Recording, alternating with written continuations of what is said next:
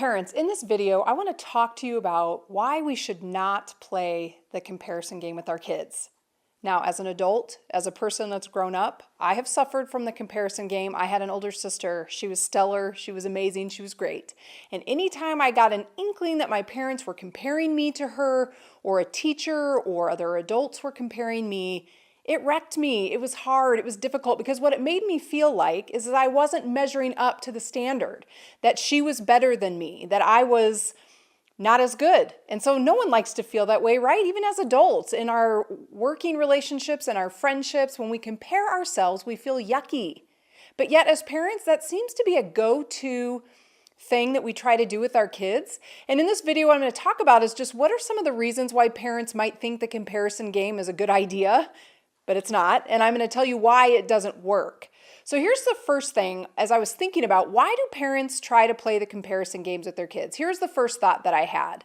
Parents think that they're motivating their child. Okay, so let's think about that. So when you play the comparison game, maybe you're looking at your kids and you're saying, okay, younger kid, let me compare you to older sibling because they're doing really well in school. They try really hard. They work hard at sports or in the other activities they care about. And they do their homework diligently. It's the first thing they do when they come home. But younger kid, they're struggling. They want to come home and watch TV, or maybe they're getting C's. They're capable of B's or A's, but they're just kind of settling for C's.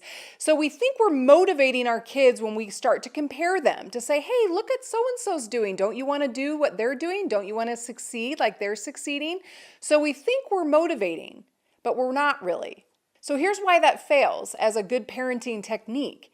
Every child is different. So in playing a comparison game between your kids, you're dealing with totally different personalities, two very unique individuals based on their birth order, their sex, their age difference, how many years span between your kids. All of those things are factors that play into shaping a person's personality. So it's not really a fair comparison. So not to say that you don't want to hold in high esteem your kids that do well and to say, hey, this is a great model for you. But we don't want to use the comparison game as a way to try to motivate the kid we feel like is not doing as well and think that that's helpful to them. They're a totally unique personality. So we need to treat each of our kids in that fashion. That maybe what's motivating for one kid is not as motivating for the other. Or maybe one kid just goes full bore and doesn't have any question about self-confidence when they go after goals that they have. But one of your other kids struggles with self-confidence and their initial reaction always to think they can't do it. So the comparison game isn't what you need to do. What you need to do is pay attention to the unique personality of each kid and play to the strengths and speak to the weaknesses and to say, hey, let's not be afraid to mess up if it's the kid that has lower self-esteem. Let's push forward. Let's put ourselves out there. Let's take some risks. But actually parent your child in that place where you feel like they could be giving more and they're not. And avoid the comparison game because it's not fair. It's not fair to anyone. And like I started the video, it doesn't feel good when we're being compared to someone else because the message we're receiving, whether we say it verbally or not, is you're not measuring up to this other standard. And that's just not going to be motivating in the end to any kid. Here's another reason that maybe we play the comparison game as parents. As parents, we're more worried about protecting our own reputation. Here's what I mean by that. As a parent, my kids are a reflection of me. So I want them to succeed. I want them to do well. I want people to look at my kids and say, wow, so smart, so great and friendly and work hard and all of that. And I'm putting my own security issues, my own self-confidence issues, I'm putting those on my kids.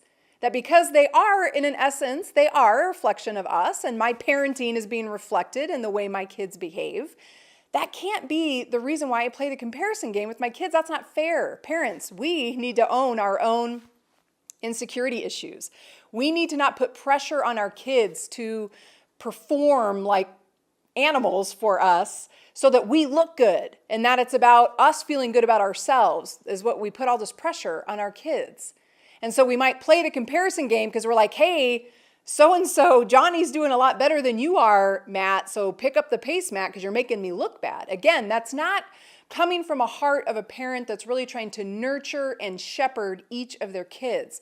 And so we need to guard against wanting to play the comparison game as parents between our kids because we're more worried about what our reputation is going to be, how people are going to view us as parents.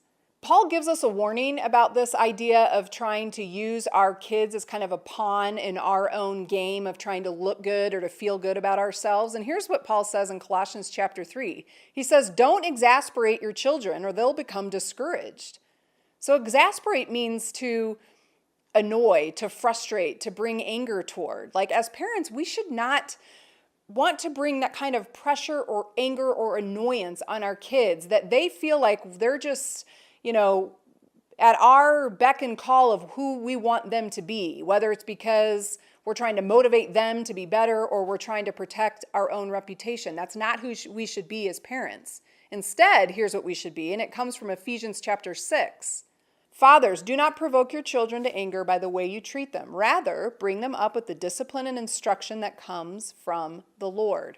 So parents, even though we might think that comparing our kids is going to somehow be motivational for them to kind of step up their game, or we're worried about how we're viewed as parents because of how our kids perform or how they don't perform, that should not be the heart and the attitude of how we parent. That shouldn't be who we are or what we're worried about. I mean, again, like I said, our job is to shepherd each of our child's heart, to raise them up in the training and the discipline of the Lord, to teach them God's way, to teach them to understand who they are in Christ, to understand who they are in the world around them, the things they should value, the things that should identify them. And those are the things we should spend our energy, that our true motivation for our kids is that they honor God with their lives. But if we're getting caught up in comparing our kids for different reasons, then we're going to fail. And our kids are going to pick up on that and they're not going to like it. They're not going to feel good. Then we're not going to feel good as parents. And at the end of the day, we really should keep our focus on how do I point my kids to want to honor God with their lives? And as a parent, how do I shepherd their heart? How do I help them along? How do I meet each of their individual needs to help them to be the best that they can be and to live out the plan and the purpose that God has for them?